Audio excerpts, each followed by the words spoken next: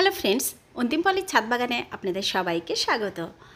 আর আজকে আসতে বেশ অনেকটা দেরি করে ফেলেছি, আর রোদও কিন্তু বেশ উঠে গেছে এখন। আর এইদিকে দেখতে পাচ্ছেন বাগানের চেহারাটা কিন্তু একটু শ্রীহীন হয়ে যাচ্ছে এখন, মানে সবই প্রায় পুরনো গাছ, মরা মরা গাছ। এদিকটা সব গাছ প্রায় শেষ। আর আজকে তো আপনাদের জন্য রয়েছে একটা লাইট ওয়েট বেড, যেটা তৈরি করব, আর একটা নতুন গ্রো ব্যাগ দেখলাম রয়েছে। তো এখন তো বেডের অনেক দরকার হবে। আর এদিকে দুজন বন্ধু আমার অনেক দিন আগেই আমাকে একটু নাম নিতে বলেছিলেন ভিডিওতে, কিন্তু আমি একদম ভুলে গেছি। তো আজকে কিন্তু ভুলবো না, অবশ্যই তোমাদের নামটা আজকে নেব। আর এই যে লাইট ওয়েট বেড বানানোর জন্যে আজকে আমার হাতের কাছে যা কিছু আছে তাই দিয়েই কিন্তু আমি বানাবো। অনেক রকমভাবেই লাইট ওয়েট বেড বানানো যেতে পারে। তো এই যে কয়েকদিন আগেই আখের পাতাগুলো যে আমি রেখে দিয়েছিলাম, আপনাদেরকে দেখালাম এরকম, এই যে গোল গোল করে বেঁধে রেখে দিলাম। তো ওইগুলোই নিচে দিয়ে নিলাম, কারণ এই যে অনেকটা জায়গা কিন্তু ওটাতেই ভর্তি হয়ে যায়।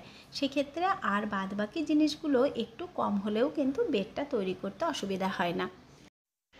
আর আখের পাতার আরেকটা সুবিধা হচ্ছে বেডটা কিন্তু বসে না তাড়াতাড়ি, কারণ আখের পাতা ডিকম্পোস্ট হতে বেশ খানিকটা সময় লাগে। তো নিচেই যে অনেকটা পরিমাণে দিয়ে নিলাম, এতে কিন্তু থিকনেসটা বেশ বেশি থাকে। আর থিকনেস যত বেশি হবে মাটির, তত কিন্তু যে কোনো সবজি আপনি বসান না কেন সেটা ভালো হবে। আর এদিকে আমি দিয়ে নিলাম গত বছরের যে ওই যে আমি মাটি তৈরি করেছি, আপনাদের তো বারবারই দেখিয়েছি, সেই গাছপালা পচে গিয়ে যে মাটি তৈরি হয়েছে ওখান থেকে কিছুটা মাটি এই যে এখানে দিয়ে দিলাম। আর চারপাশ দিয়ে একটু বেশ ভালো করে বসিয়ে বসিয়ে দিতে হবে, যাতে ভেতরে গ্যাপ না থাকে। তা না হলে যখনই একটু বেশি করে জল দেওয়া হবে, জলের সাথে সব ঢুকে কিন্তু এই যে এইগুলো ওপরে আবার বেরিয়ে আসবে।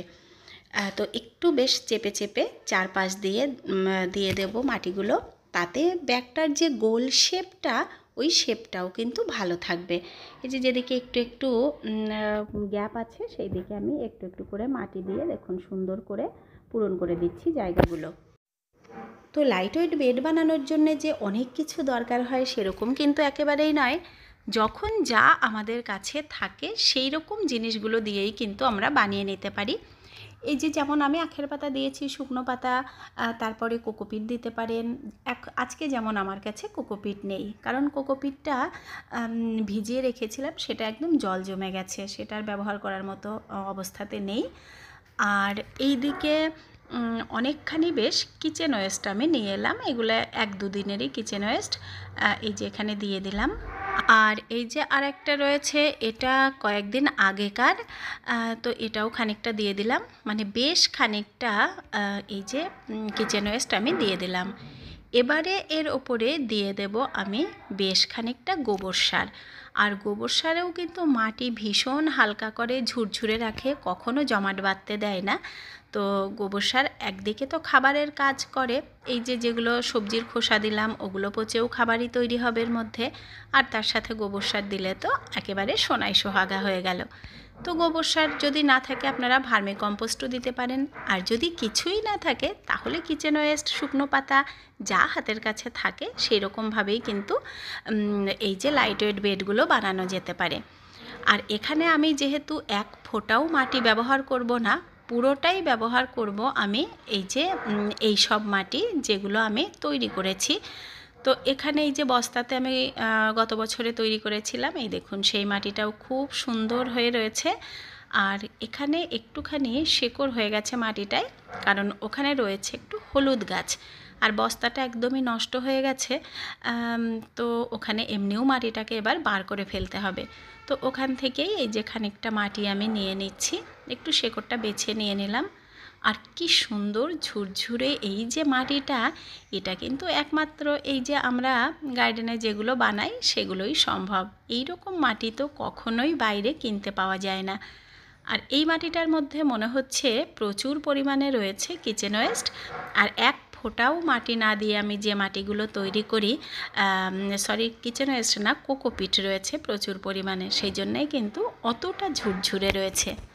তাহলে আজকে দেখতে পেলেন আমার কিন্তু শুকনো পাতা আর কিচেন ওয়েস্ট আর হচ্ছে এখানে গোবর সার দিলাম, আর এই যে গত বছরের যে সয়েললেস যে মাটিগুলো আমি তৈরি করেছিলাম সেই মাটি ওপরটাই দিয়ে দিলাম।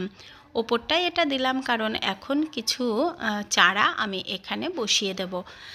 তো কি সুন্দরভাবে কত তাড়াতাড়ি একটা বেড কিন্তু তৈরি হয়ে গেল।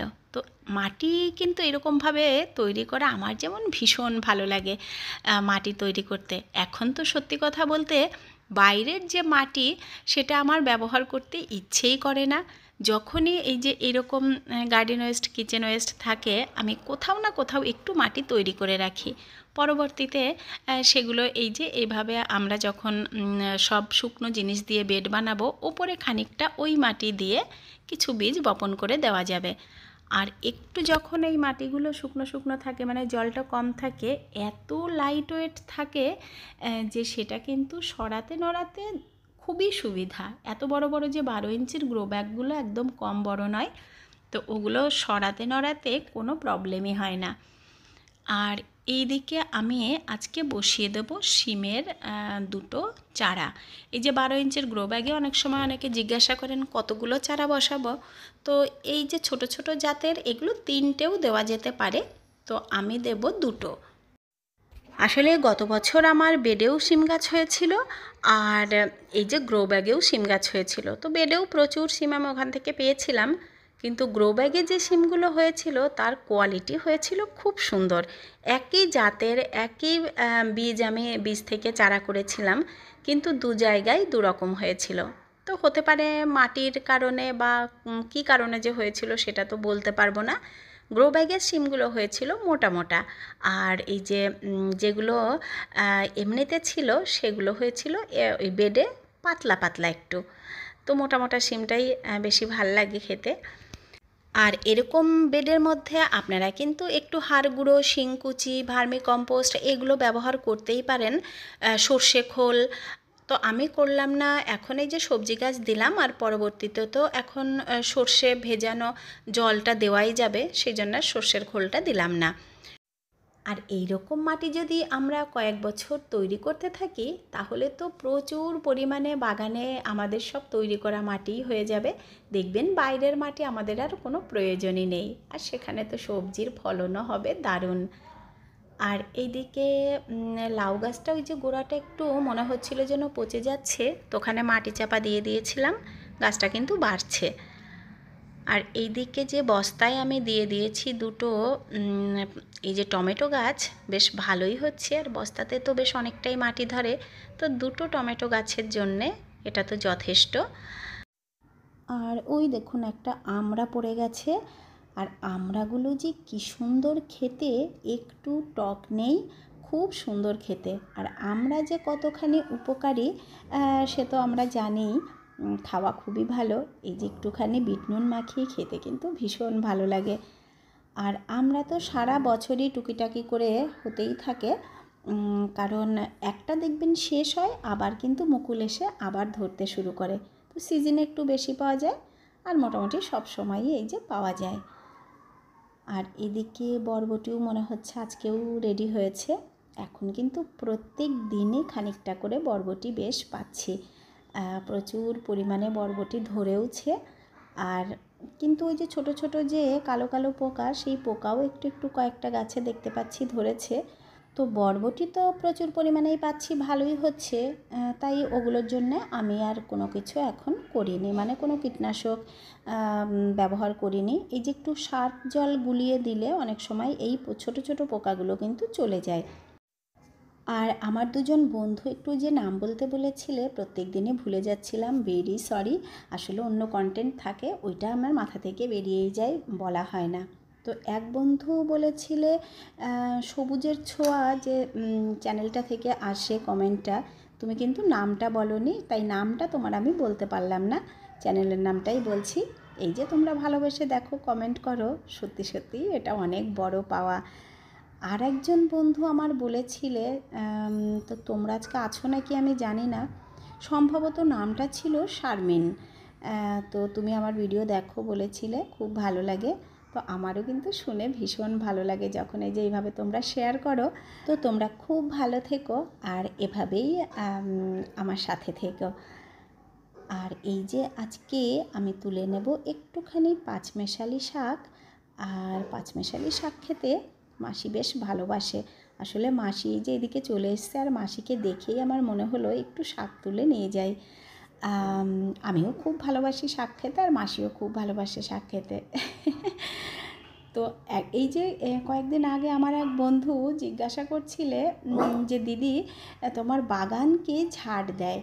তো বাগান আসলে ঝাঁট এই যে মাসিও কখনো দেয়, আমার আর একজন যে আছে ললিতা হেল্পিং হ্যান্ড সেও দেয়। তারপরে এই যে যখন কুতুবদা মাঝে মাঝে কাজ করে পুরো বাগানটা পরিষ্কার করে দিয়ে যায়। কখনো আমার হাতে সময় থাকলে যখন এদের কাউকে পাই না তখন আমিও দিই। তবে মাসি যদি ঠিকঠাক থাকে তাহলে আর এগুলো কাউকে দেখতেই হয় না, মানে মাসি কাউকে করার সুযোগই দেয় না। আসলে আমরা এই যে জানি ওল্ড ইজ গোল্ড, মাসিকে দেখে তো আমার বারবার ওই একটা কথাই মনে হয় ওল্ড ইজ গোল্ড। আসলে দেখবেন আগেকার এই যে যারা আছেন এখন এনারা কিন্তু অত হিসেবই নয় যে আমাকে ওইটুকুই কাজ করতে হবে, আমি এর বেশি করব না। চালাকিগুলো এরা কিন্তু জানে না, যেটা এখন ভীষণভাবে চারদিকে শুধু তো চালাকিই চলে। আর এরা হচ্ছে একেবারে সেই নিখাদ খাঁটি সোনা। মানে এত ভালোবেসে যে মাসি কাজ করে, মাসির যে ওটা নিজের কাজ নয় সেটা কখনোই ভাবে না। আসলে মাসির কিন্তু এখন যা বয়স সেটার কাজ করার বয়সই নেই, কিন্তু মাসি এই যে ভীষণ ভালোবাসে, নাছোড় বাঁধা সে থাকবেই। সেজন্য মাসি থাকে আমার কাছে, সকালবেলায় আসে আবার বিকেলবেলায় চলে যায়। তো আমিও ভাবলাম যতদিন মাসি এটা করতে পারে করুক। আর সাইডে তো একজন সেই জন্য রাখা আছে, মাসির পক্ষে একা অতটা সম্ভব নয়। কিন্তু মাসি এতই ভালোবাসে কাজ করতে, তাকে তো বকে ঝোঁকেও থামানো যায় না। আসলে বেশি কাজ করলে মাসি অসুস্থ হয়ে পড়বে, কিন্তু সে কে শোনে কার কথা। তো এই যে একটা জেনারেশান শেষ হয়ে যাবে, এই রকম মানুষ তো আমরা আর পাবো না। এখন তো সামনের দিকে আমরা যত এগোবো তত তো সমাজ নিম্নগামী সব দিক থেকেই মোটামুটি দেখা যাচ্ছে। রুচি বলুন, মানুষের চিন্তাধারা বলুন, বেশিরভাগ ক্ষেত্রে কিন্তু নিচের দিকে আরও নেমে যাচ্ছে, উপরের দিকে তো উঠছেই না। তো শেষ পর্যন্ত যে আমরা কোথায় গিয়ে দাঁড়াবো আর সমাজটাকে যে কোথায় নিয়ে যাচ্ছি তা হয়তো আমরা নিজেরাও জানি না। সেটা সময়ের সাথে সাথে আমাদেরও তার ফল অবশ্যই ভোগ করতে হবে। আর এদিকে আজকে কিন্তু একটা বেশ সুন্দর ছোট্ট হারভেস্টিং আমার হয়ে যাচ্ছে। আর ওই যে মাসি কুড়িয়ে দুটো লেবু পেয়েছে, পাতিলেবু দুটো পড়ে গেছে, তো ও দুটোও নিয়ে নিলাম। এবার চলুন দেখে নিই আমাদের কি কি সবজি হারভেস্ট হলো। এই যে খুব সুন্দর একটা ছোট্ট হারভেস্টিং কিন্তু আজকেও হয়ে গেল। আর দেখুন পেলাম লেবু, আমড়া, এদিকে ভেন্ডি, তারপর পেলাম একটু পাঁচমেশালি শাক, আর পেলাম কিছুটা বরবটি, ব্যাস। আর কিছুটা ফুল, বেশ অনেক কিছুই পেয়ে গেছি। আর সেই সাথে আমিও কিন্তু চলে এসেছি একেবারে ভিডিওটির শেষ দিকে। আর এতক্ষণ যারা দেখলেন তাদেরকে অসংখ্য ধন্যবাদ। ভালো লাগলে লাইক কমেন্ট শেয়ার করবেন। আর যারা আজকে আমার একদম নতুন বন্ধুরা আছেন তাদের যদি ভালো লাগে তাহলে চ্যানেলটিকে সাবস্ক্রাইব করে নেবেন। তো আপনারা সবাই খুব ভালো থাকবেন, দেখা হবে আবার নেক্সট ভিডিওতে। টাটা।